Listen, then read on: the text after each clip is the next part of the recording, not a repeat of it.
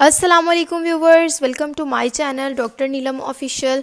Viewers, उम्मीद करती हूँ आप सब लोग खैरियत से होंगे। व्यूवर्स, आज की इस वीडियो में मैं आपके साथ एक एंटीबायोटिक कैप्सूल जिसका नाम है विब्रामाइसिन कैप्सूल्स के बारे में कंप्लीट रिव्यू करूँगी, जिसको बहुत ज़्यादा लोग जो है वो इस्तेमाल कर रहे हैं। तो इसके बारे में मैं आपको कंप्लीट इन्फॉर्मेशन प्रोवाइड करूंगी कि इसके यूजेस, बेनिफिट्स, साइड इफ़ेक्ट्स और इसका तरीका इस्तेमाल क्या है। तो व्यूअर्स, इसकी अगर हम एक्टिव कंपोजिशन देखें तो इसमें सिंगल कंपोजिशन पाई जा रही है जिसका नाम है डॉक्सीसाइक्लिन। डॉक्सीसाइक्लिन जो है ये एक एंटीबायोटिक है। डॉक्सीसाइक्लिन 100 mg की स्ट्रेंथ में विब्रामाइसिन कैप्सूल्स में अवेलेबल है। इसके एक पैक में 120 कैप्सूल्स अवेलेबल होते हैं। अब हम आते हैं इसके यूजेस की तरफ कि किन कंडीशंस में विब्रामाइसिन कैप्सूल्स का इस्तेमाल किया जाता है। तो विब्रामाइसिन कैप्सूल्स को एक्ने यानी चेहरे पर बनने वाले दाने, कील, मुहासे, उन कंडीशंस को ट्रीट करने के लिए इस्तेमाल किया जाता है। उसके अलावा इसको एंथ्रेक्स एक ऐसी बीमारी है जो कि एक ग्राम पॉजिटिव बैक्टीरिया की वजह से होती है जो हमारी सांस की नालियों को अफेक्ट करती है। ये सांस की नालियों की बीमारी है जिसको हम एंथ्रेक्स कहते हैं। इसमें विब्रामाइसिन कैप्सूल्स का इस्तेमाल किया जाता है। उसके अलावा ब्रेस्ट कैंसर में भी विब्रामाइसिन कैप्सूल्स को इस्तेमाल किया जा रहा है। उसके अलावा ल्यूकीमिया एक ऐसी कंडीशन है जिसमें आपके जो ब्लड फॉर्मिंग सेल्स और टिश्यूज़ होते हैं उनका कैंसर हो जाता है।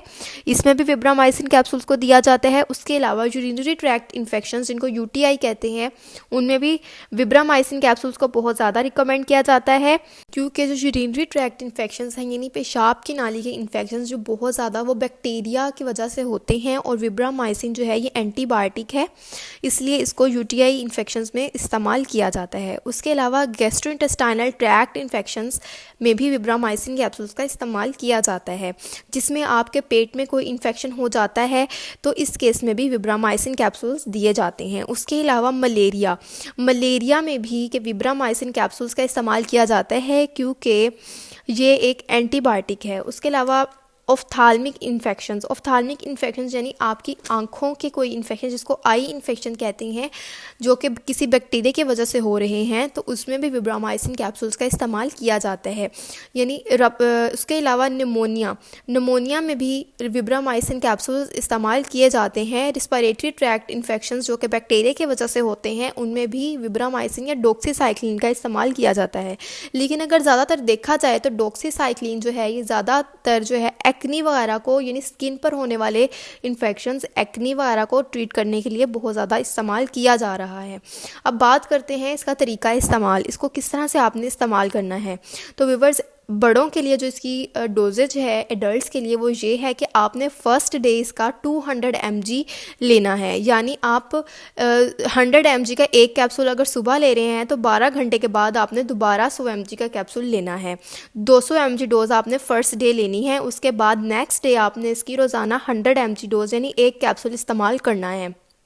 ये है इसका तरीका इस्तेमाल, और आपने अपनी कंडीशन के अकॉर्डिंग अपने डॉक्टर से रिकमेंड करवा के इसको यूज़ करना है। अगर आपकी बहुत ज़्यादा सीवियर कंडीशन है तो आप उसमें 200 mg डेली यूज़ कर सकते हैं। इसके साइड इफ़ेक्ट्स की तरफ आते हैं तो इससे आपको नोज़िया, स्किन रैशेस, एनोरेक्सिया और एनीमिया ये सब कंडीशंस हो सकती हैं। तो व्यूअर्स, प्रेग्नेंट फीमेल्स, उसके अलावा वो लोग जो इससे एलर्जिक हैं या किडनी या लिवर के पेशेंट, वो इसको प्रिकॉशंस के साथ यूज़ करेंगे, बल्कि प्रेग्नेंट फीमेल्स इसको यूज़ कर ही नहीं सकती। उसके अलावा व्यूअर्स, ये थी तमाम इन्फॉर्मेशन विब्रामाइसिन कैप्सूल्स के बारे में। अगर आपको इन्फॉर्मेशन पसंद आई तो वीडियो को ज़रूर लाइक कीजिएगा। Thank you.